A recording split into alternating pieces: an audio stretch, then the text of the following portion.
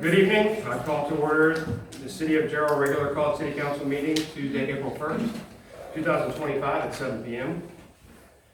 We're going to start with a roll call. We have one member absent, Councilman Adam Marsh. Okay, we will now invocation and pledge of allegiance led by Councilwoman Paulson. Dear Heavenly Father, we thank you for gathering us here today. We ask for your guidance and wisdom as we discuss these important matters. May our words be kind, our hearts be open to understanding, and our actions reflect your will. Help us to work together in unity and achieve the goals for our service to the City of Gerald. We ask these things in your precious name. Amen. I pledge allegiance to the flag of the United States of America and to the republic for which it stands, one nation, under God, indivisible, with liberty and justice for all.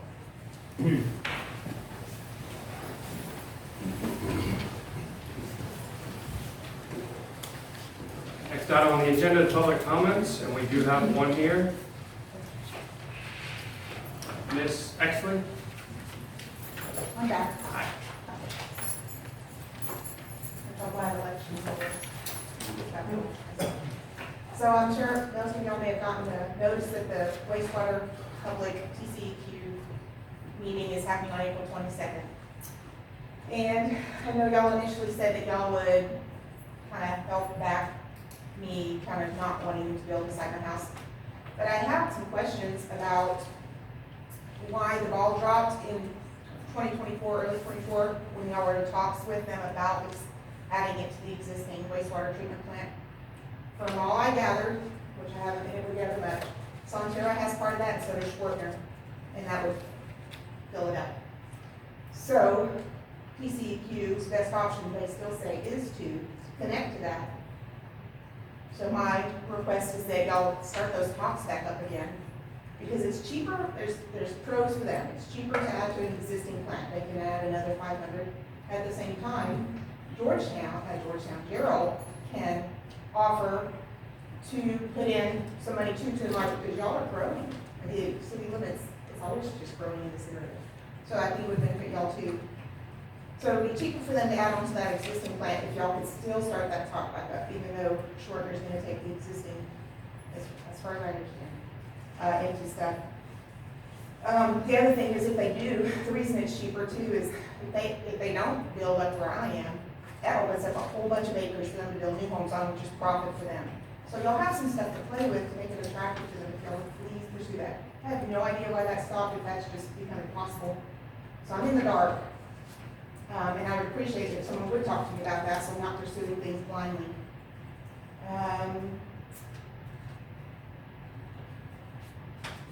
Obviously, the plus to that too is that is so remotely, out still in the country. No one's nearby. It keeps everything central. There's no risk of another hazardous accident happening near me for one thing, but at another wastewater treatment plant. This it happens 80% of the time. Things are dumped in there that are not reported on their reports, and that's statistically shown. But the other thing too is it keeps the highway smelling nicer. People driving in Gerald, maybe they won't be saying, "What is that smell?" So something else. That just seems like prime property. Why would you put a wastewater treatment plant there? But anyway, that's my comment and request, is to ask, make sure y'all are there, and if someone could please talk to me and let me know what's up, so that I'm not barking up the wrong tree. Thank y'all. Thank you.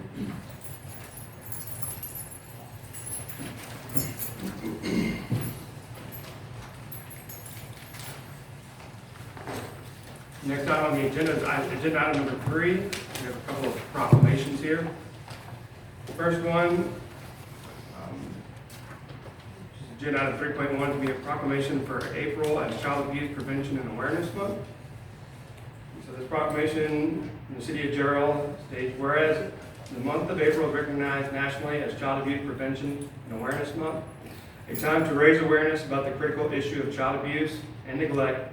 Recognize that every child has the right to grow up in a safe, nurturing environment, free from abuse and neglect, and acknowledge that the well-being of our children is a shared responsibility that strengthens the foundation of our community. And whereas child abuse and neglect impact children of all ages, races, and socioeconomic backgrounds, posing a significant threat to their physical, emotional, and developmental health, requiring a unified effort to address. And whereas the Williamson County Children's Advocacy Center is dedicated to its mission of providing hope, healing, and justice to children and families impacted by abuse, violence, and exploitation in our community. In 2024, the WCCAC conducted 968 forensic interviews with 50% of cases involving sex abuse, 25% physical abuse, and 10% neglect. Predominantly impacting children aged 13 to 18, followed by 7 to 12-year-olds, and then 0 to 6-year-olds.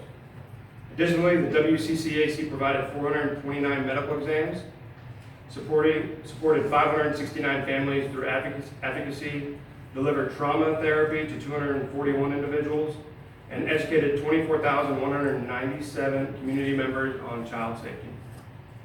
The WCCAC plays a pivotal role providing safe and supportive space for children who have been abused, offering comprehensive services to promote healing for both child victims and their non-offending family members. Investing in prevention not only supports healthy child development, but also significantly reduces long-term costs to society, ensuring resources are directed toward fostering growth, resilience in our children.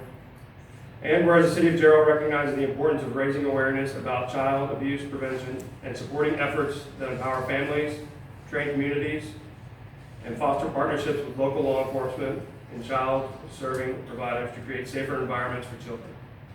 Whereas we must continue to stand together as a community to protect our children, advocate for their rights, and ensure that they have an opportunity to thrive and reach their full potential in a supportive and loving environment. So now therefore it be resolved that I, Patrick Sherrick, the Mayor of the City of Gerald, hereby proclaim April 2025 as Child Abuse Prevention and Awareness Month in Gerald, Texas. And call upon citizens, organizations, and community leaders to join together in a shared effort to prevent child abuse, raise awareness about its impact, and support the vital work of the Williamson County Children's Advocacy Center, providing hope and healing for children and families. Anyone would like to come up and accept the proclamation? There you go. Yeah.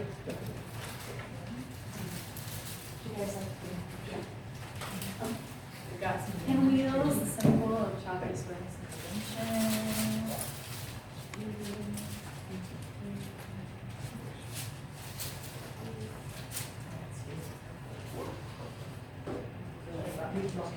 Oh, we just forgot. Thank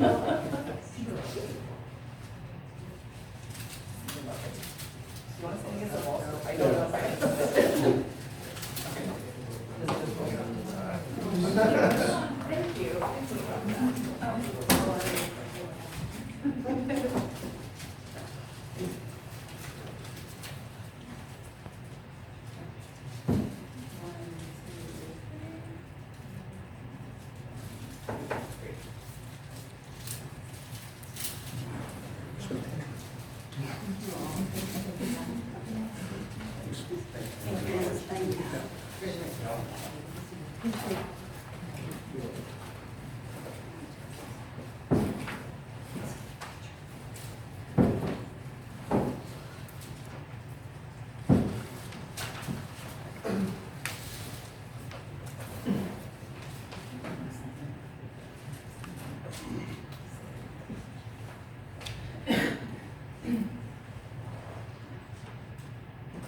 Okay, our second proclamation is agenda item 3.2, proclamation for April as Fair Housing Month.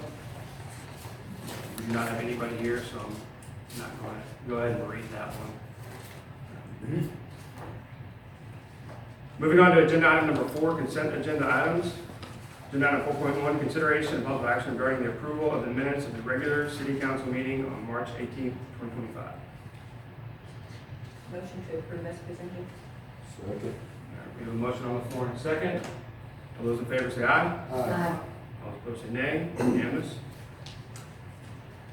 Okay, agenda item 5.1.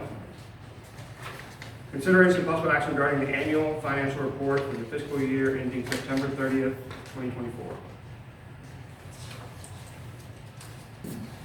Thank you, Mayor Council. I promise I'll be brief, at least what I think is brief. If I see some eyes roll over the back of their heads, I know I failed. But I'm gonna just hit the highlights. My name is Phil Vaughn from Armstrong Vaughn Associates. We're the independent CPA firm hired to audit your annual report. We're the goalie to make sure that you don't give out bad financial data to the public. And so there's a one-page highlights that I think is included in your folder that I'm just gonna breeze through here real briefly. After we've done our work, done our due diligence, we agree with this report, so we've given it a clean opinion, which means we've certified it. While we're doing our work, if we come across anything that we think that you're doing inappropriately or that you need to change, we'll bring that to you as a finding. But we had no material or significant findings in last year's audit. We did have a few recommendations and some opportunities for improvement. Most of those were mentioned last year with the turnover. I think it's pretty reasonable that you guys weren't able to implement some of those this year. There's a separate letter that goes through there. Hopefully they're fairly easy to understand. I wasn't going to go through unless there were any particular questions that somebody wanted to discuss. And feel free to ask me any questions at any time. So aside from that, on that one-page highlights, it gives you some numbers. I wouldn't be doing my job if I didn't throw a bunch of numbers at you. The first top section is the general fund trends, and you can see in 2024 that your revenue was up about 16%, and it was better than you had anticipated in your budget. Most of the increase was in property tax with your growth, but you also had quite a few permits this last year.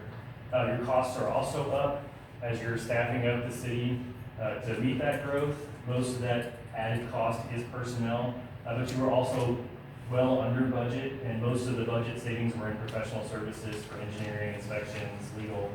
And so you were able to add to your reserves last year in general fund $834,000.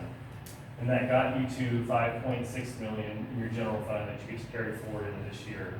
That $5.6 million is kind of hard to clarify in terms of what, is that a good number or a bad number? Most people will convert that into how long will that sustain us if something goes wrong. And so that's generally expressed in the months of operating costs, which you ended last year at about 16 months. So if you didn't have any money coming in, you could operate for 16 months. That's extremely healthy operationally. You can see it's been hovering around 17 in the last couple of years. Even though you added to your reserves as your budget grows, your reserves have to increase to keep up with it. So you're keeping up with that growth pretty well. The utility fund side is a similar story. Your revenues were up almost 19%. Your costs were not up as much. They were only up about 4%. And your utility fund got a lot of help from the capital projects fund and the debt service fund this last year. So it added about $5.8 million to its reserves to get to just under $30 million in your utility fund. Now that $30 million is not really spendable. A lot of that's in your infrastructure. It's not available to you. So if you take all that out, that fourth green line shows you that you have about $4.8 million in your utility fund that you can carry forward this next year and spend, which is also over 12 months in your utility fund. So from an operational standpoint, both your general fund and your utility fund are very healthy. I will always caveat that we're always stuck in the past. So if you have a capital improvement plan that has big scary costs on it, you have to take that into consideration. But from keeping the lights on and keeping your employees paid, you're in a very good spot. And then just below that, there's three more of your funds: the street maintenance fund, economic development, and debt service. All three of those increased their reserves. The only one that did decrease was your capital projects fund, as I mentioned earlier. That was depleted to complete some of your utility fund projects this last year. Those are my highlights. Before I forget, I want to thank Diane. She wore a lot of hats, it seems to me, and she worked very hard to get us everything that we asked for. And so I really appreciate her. I feel like she was a little bit above and beyond this last year, so I appreciate it. But I'd be happy to answer any questions. I don't too fast.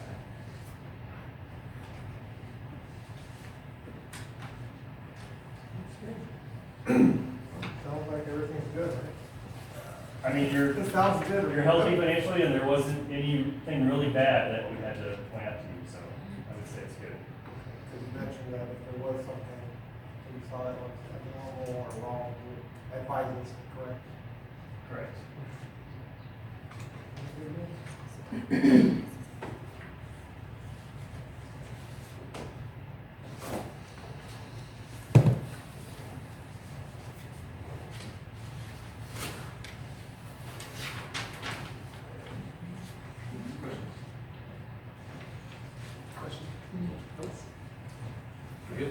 All right, thank you. Thank you. Thank you.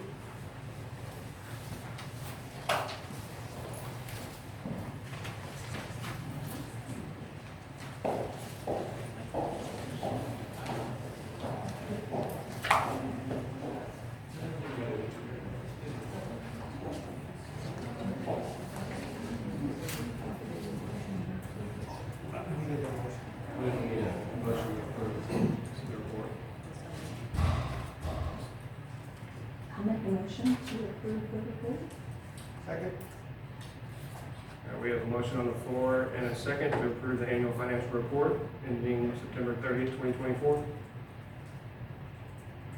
All those in favor say aye. Aye. All those opposed say nay. Unanimous? All right, agenda item 5.2, consideration of possible action regarding the budget report for the period ending October 1st, 2024 through December 31st, 2024.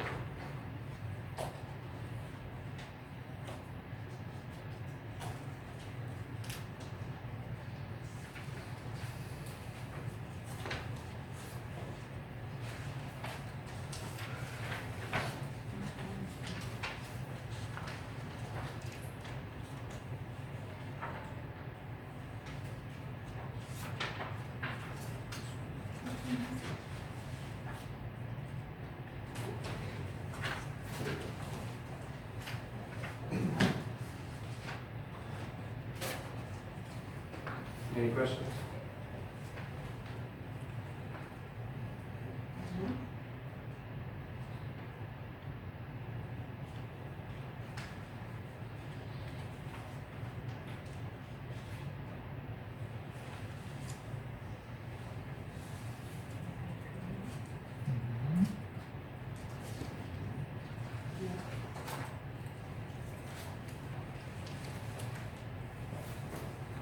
I'll make a motion to approve this.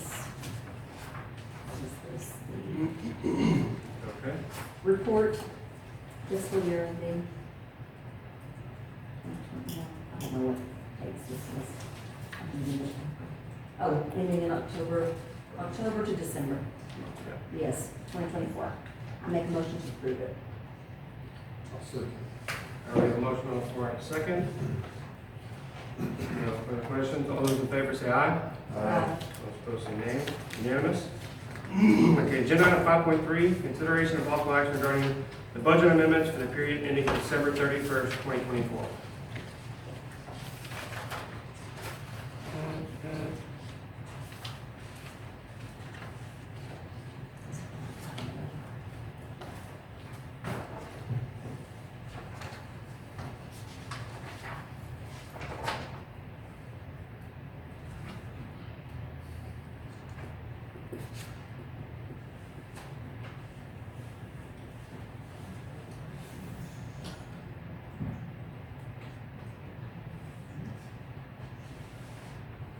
Motion to approve the budget amendments for the period ending December 31st, 2024, or December 31st, 2024, as presented. Second. Okay, we have a motion on the floor and a second. Any further discussion? Okay, all those in favor say aye. Aye. All those opposed say nay. Unanimous? Moving on, agenda item 5.4, consideration of possible action regarding the contract with McCreary, Valeska, Bragg, and Allen, PC, for the collection of delinquent utility billing accounts.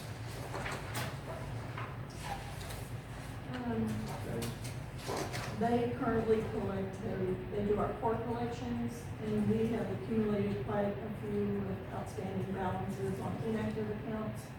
So it would really be helpful for us to be able to, let them handle the collections, and it's not an extra fee to us at all, they tax it a fee to the customer. Okay. So it's just accounts that people moved away and didn't pay their final bill? Yes. And we don't have any other, we're not sending them, we don't have any other collection of things?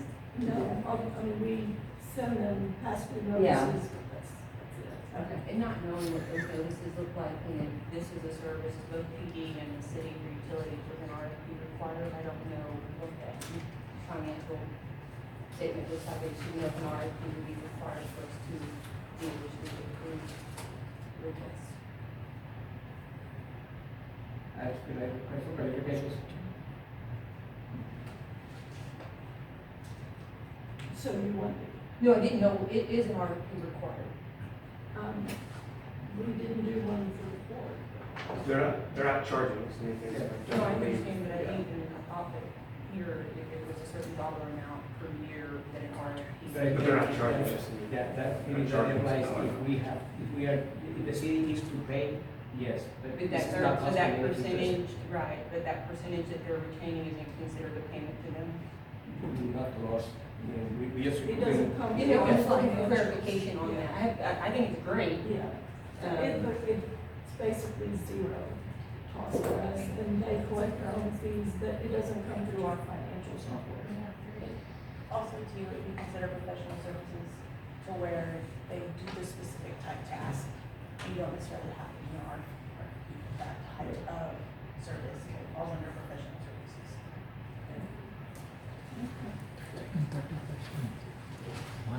Have they been doing a job in Plains Valley or anything? No, they're not aggressive or anything. How's it working for the services they're in now, what are y'all seeing on the results side? I mean, not a whole lot, but it's more than we would have collected if, It gives you a resource yes, to not just be standing on the building house. right. Make a motion to approve contract. Second. All right, we have a motion on the floor in a second. Further discussions? All those in favor say aye. All opposed say nay. Unanimous? All right, moving on. Agenda item 5.5, consideration of possible action on parkland dedication located in the Hunters Glen subdivision. So, Thank you, Mayor. We were approached by one of the developers in the city to open discussion on potential parkland dedication for one of the subdivisions that is coming into the city that's being constructed. Ms. Abigail Brown is here to answer any questions. You do have a portion of the information provided in your packet, and then she provided additional information today that's in a separate section that should be in your binders. And Ms. Brown, there you are. Thank you. She's available for questions and further clarification.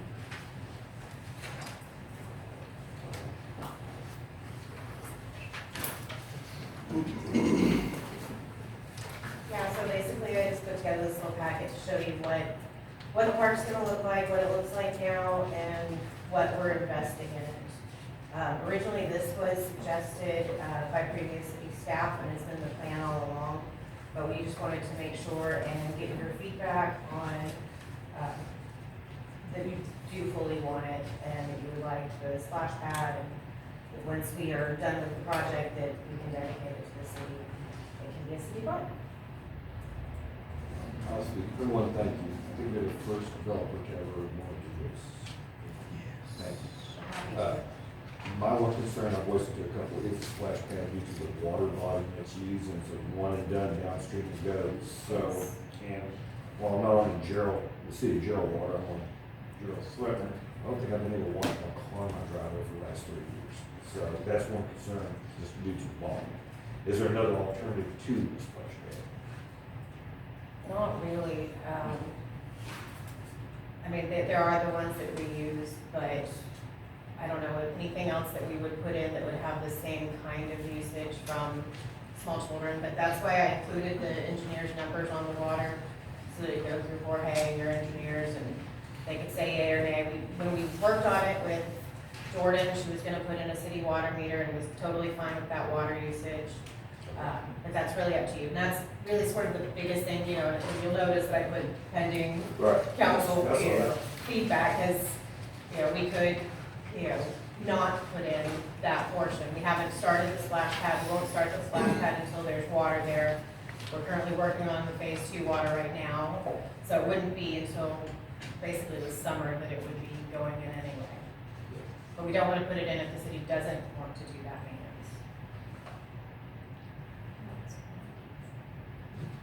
So we're taking over once you dedicate all the costs for maintenance. Yes, which would would mostly just be mowing and, you know, going and making sure that everything's in an okay state as far as, you know, graffiti and whatnot. So definitely with the splash pad, because my experience with Sonterra splash pad is a nightmare.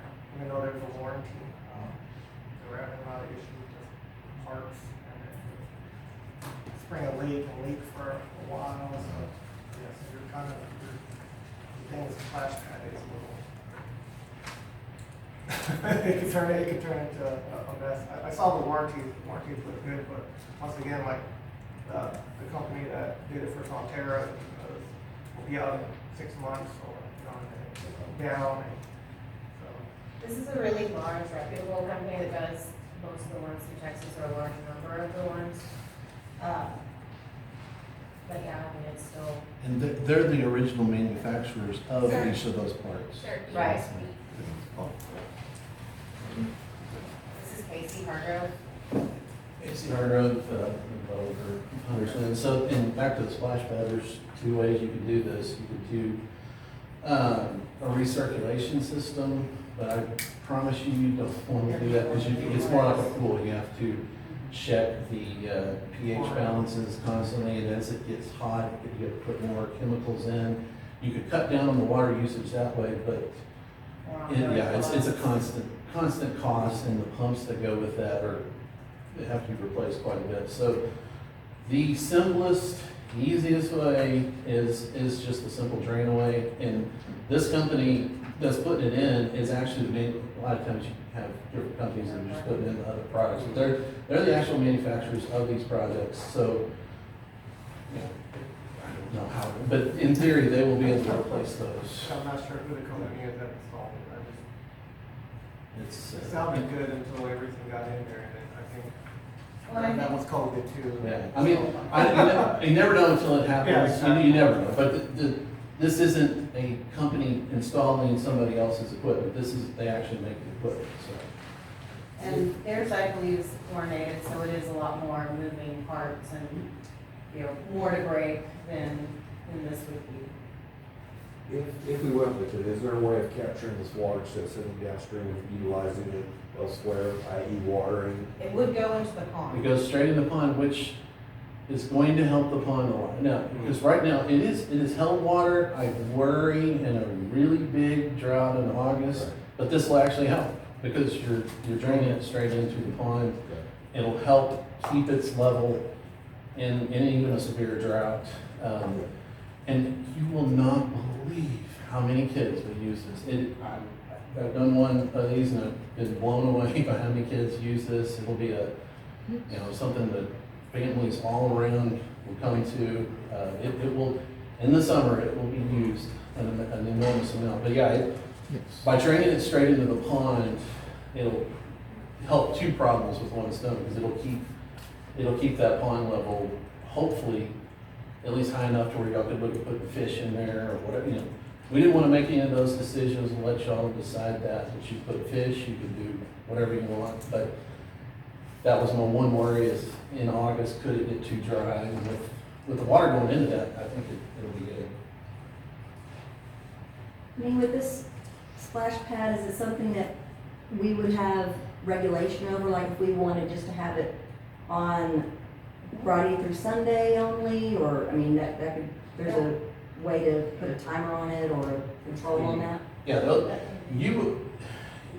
you'll have the ability to close it as long as you want. Seasonal, you'll decide what, most people do it during school, it may go a little bit longer because the September's and August are brutal here, but you decide when it's open and you'll decide what hours.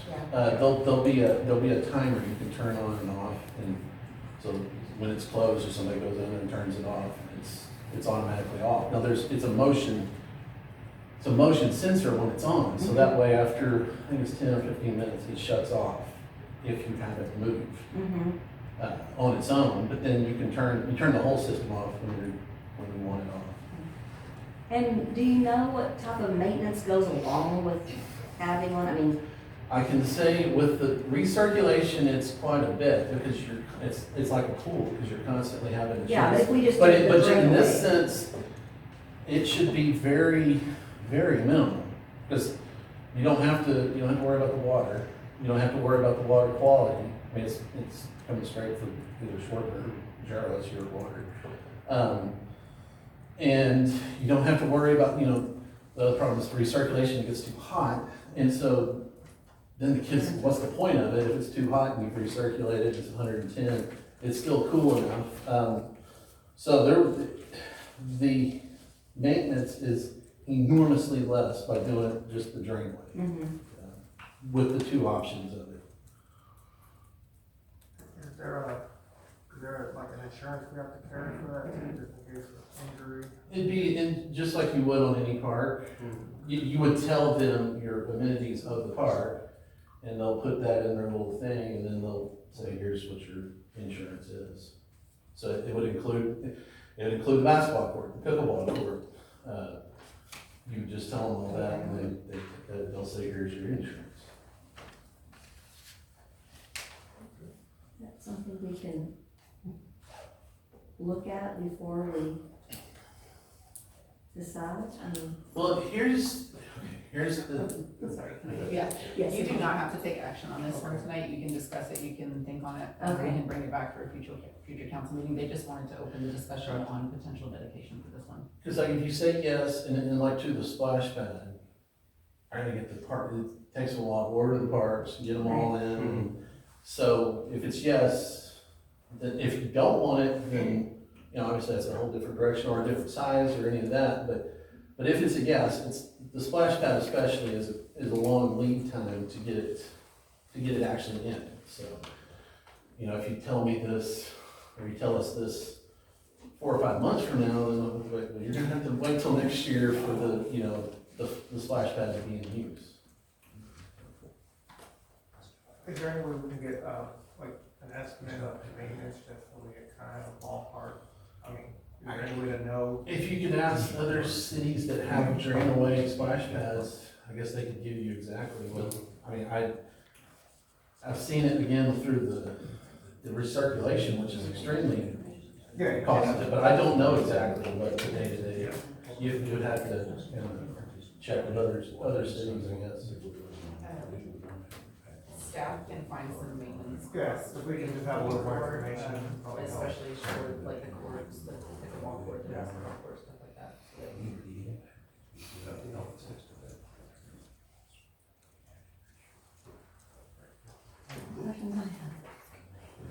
Thank you. Thank you. Would you like to table this to? If you have any more information. for a future meeting. Your future meeting? Yes, sir.